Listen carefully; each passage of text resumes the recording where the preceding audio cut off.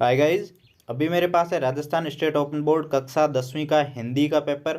और ये पेपर 17/2018-19 का पेपर है। तो आपको इस पेपर को देखकर आइडिया लगाना है कि आपका इस साल वाला पेपर किस तरीके का आ सकता है।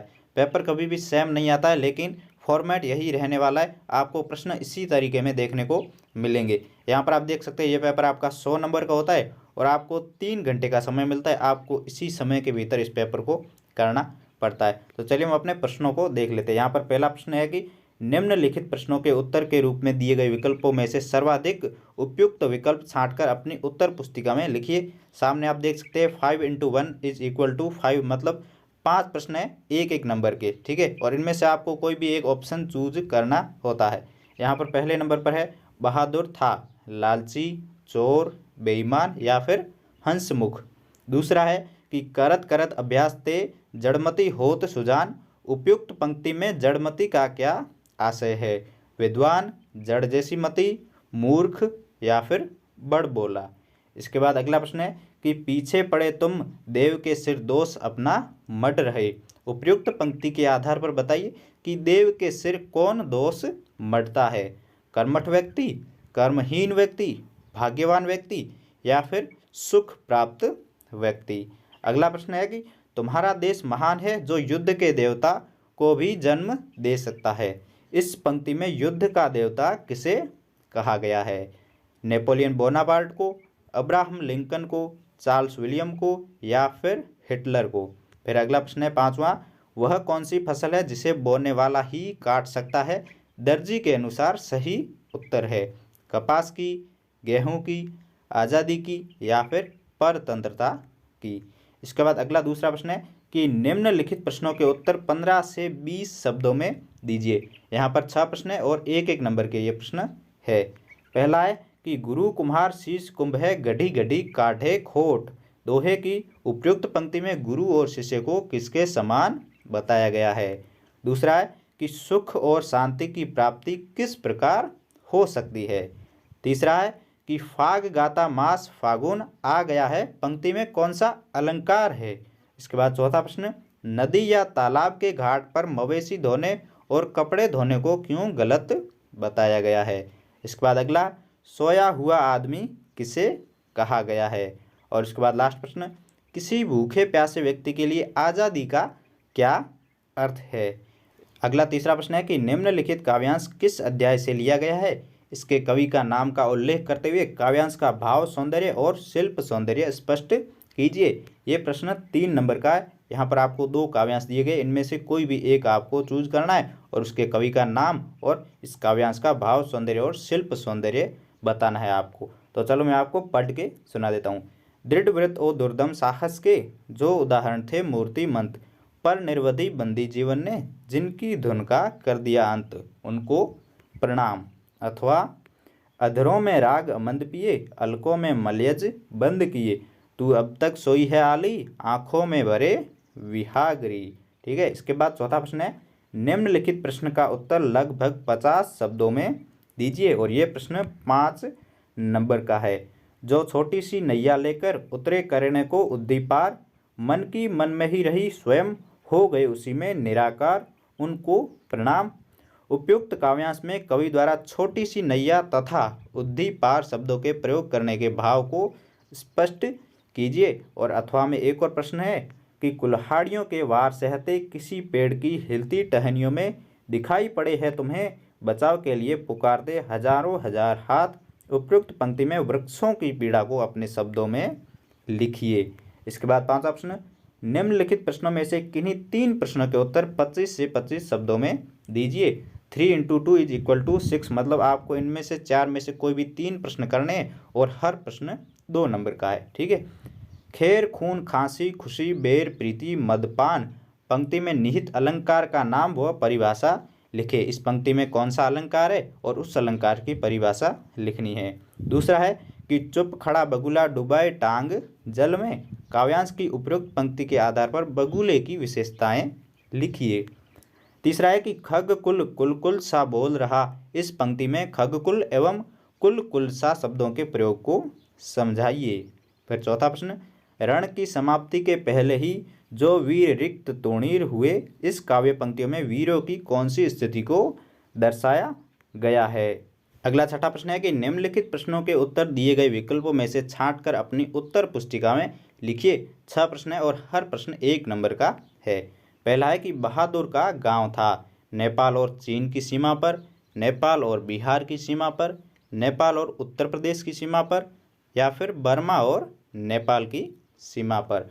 फिर दूसरा है कि यह काक भुसुंडी भी विचित्र पक्षी है। इस पंक्ति में काक भुसुंडी का आम बोलचाल की भाषा में क्या शब्द है? गरुड़, मयूर, कौआ या फिर हंस।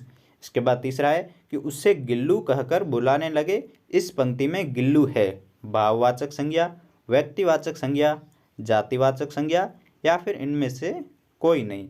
फिर अगला चौथा है कि इंदौर के रॉबर्ट नर्सिंग होम की अध्यक्षा कौन थी? Chris Held, sister Nivedita, mother Teresa या फिर सिस्टर जूली रॉबर्ट। पांचवा है कि गंगोत्री ग्लेशियर की ऊंचाई है 6,672 मीटर, 5,819 मीटर, 6,600 मीटर या फिर 6,900 मीटर।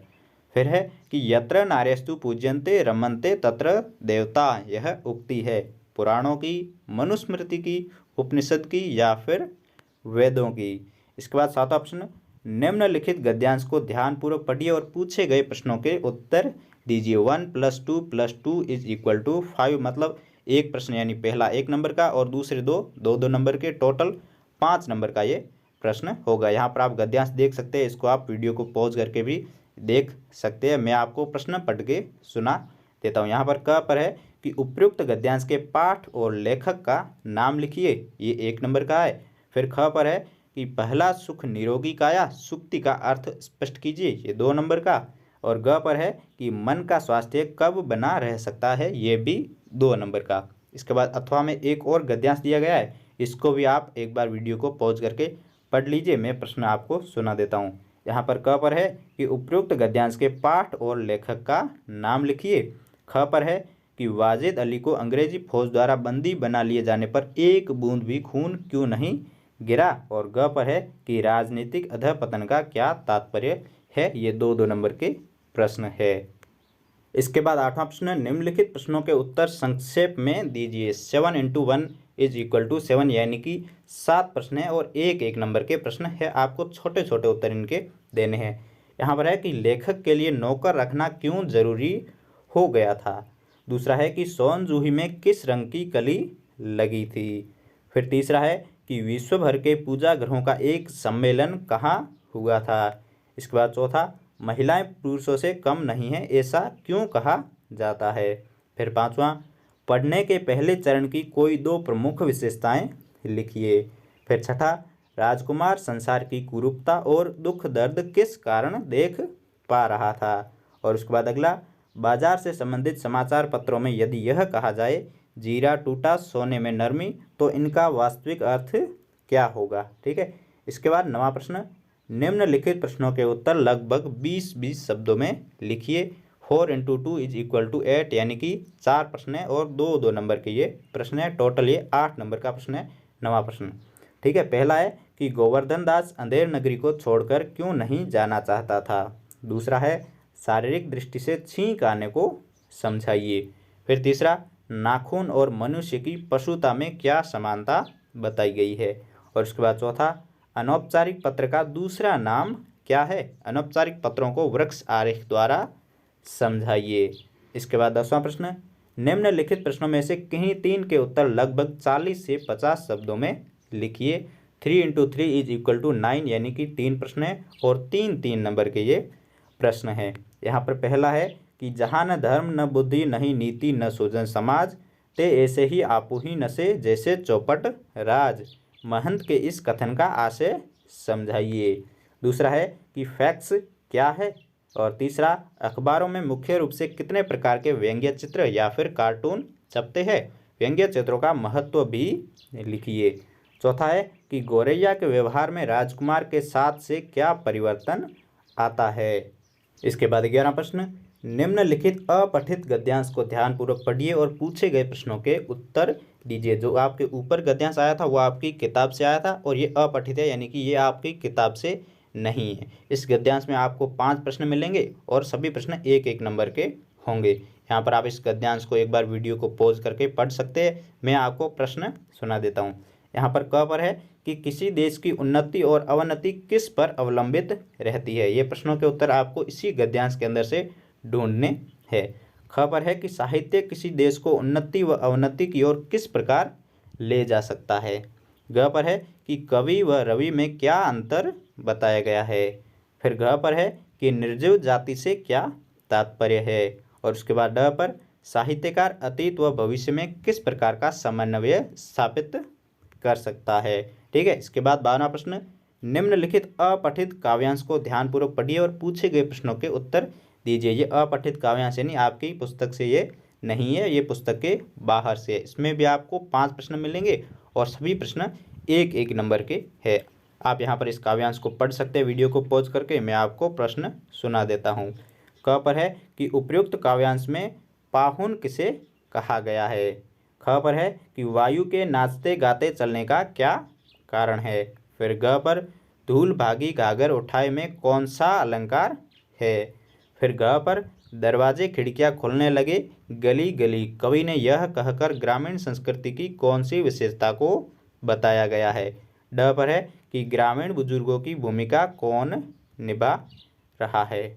फिर इसके बाद 13वां प्रश्न, ये 5 नंबर का प्रश्न है कि निम्नलिखित गद्यांश का सार 1/3 शब्दों में लिखिए। ठीक है, आपको इस गद्यांश का सार लिखना है और ये प्रश्न आपके 5 नंबर का है। इसका उत्तर आपको 1/3 लिखना है। इसके बाद 14 प्रश्न, खेल सामग्री विक्रेता राज ट्रेडर्स को क्रिकेट खेल सामग्री मंगवाने के लिए एक पत्र लिखिए। ये प्रश्न 5 नंबर का है और अथवा में भी दिया गया है। अपने मित्र परेश को अपनी बड़ी बहन के विवाह में आने के लिए आमंत्रित करते हुए एक पत्र लिखिए। तो ये पत्र लिखना है आपको। ये प्रश्न 5 नंबर का है। इसके बाद 15 प्रश्न, निर्देश अनुसार उत्तर दीजिए। 10 प्रश्न है और 1-1 नंबर के ये सारे प्रश्न हैं। टोटल ये प्रश्न 10 नंबर का है। पहला है कि निम्नांकित शब्दों का तत्सम रूप लिखिए, आखर और कड़वा। फिर दूसरा है कि निम्नांकित शब्दों का संधि विच्छेद कीजिए, भोजनालय और मनोविज्ञान। फिर तीसरा, शरणागत शब्द में कौन सा समास है। फिर चौथा, निम्नांकित में उपसर्ग लिखिए, स्वदेश और सुयोग। फिर 5वां, निम्नांकित में प्रत्यय बताइए, झूला और खिलाड़ी। फिर छठा, निम्नांकित शब्दों के विलोम शब्द लिखिए। विपरीत शब्द आपको लिखने हैं, पठित और एकता। फिर अगला, सूर्य के 2 पर्यायवाची शब्द लिखिए। उसके बाद निम्नांकित वाक्यांश के लिए एक शब्द लिखिए जो लोगों का प्रिय हो। इसके बाद अगला, निम्न शब्दों की वर्तनी शुद्ध करके लिखिए। दांत और आशीर्वाद लिखा हुआ है, यहाँ पर आपको इनको शुद्ध करना है। और फिर उसके बाद 10वें नंबर पर है कि निम्नलिखित वाक्य में उचित विराम चिन्ह का प्रयोग करके पुनः लिखिए। माँ ने कहा बड़ों का आदर करना चाहिए। इनमें आपको उपयुक्त जगह पर विराम चिन्ह लगाने होते हैं।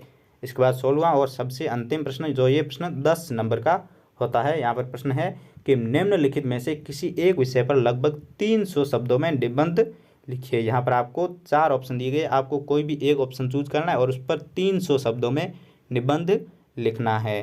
पहला है कि साक्षरता एक वरदान। फिर दूसरा है कि सबसे सुंदर देश हमारा। फिर तीसरा, प्राकृतिक आपदाएं, कारण और निवारण। और उसके बाद अगला, मेरा प्रिय त्यौहार। आपको कोई भी एक जो आपको ठीक लगे उसको चूज करना है और आपको इस पर निबंध लिखना है। और ये प्रश्न 10 नंबर का यानी काफ़ी बड़ा प्रश्न है। इस तरह आपका हिंदी का पेपर ख़त्म हो जाता है। अगर आपको इस पेपर को डाउनलोड करना है तो मैं लिंक डिस्क्रिप्शन में डाल दूँगा, वहाँ से आप अच्छे से इसको डाउनलोड करके पढ़ भी सकते हैं।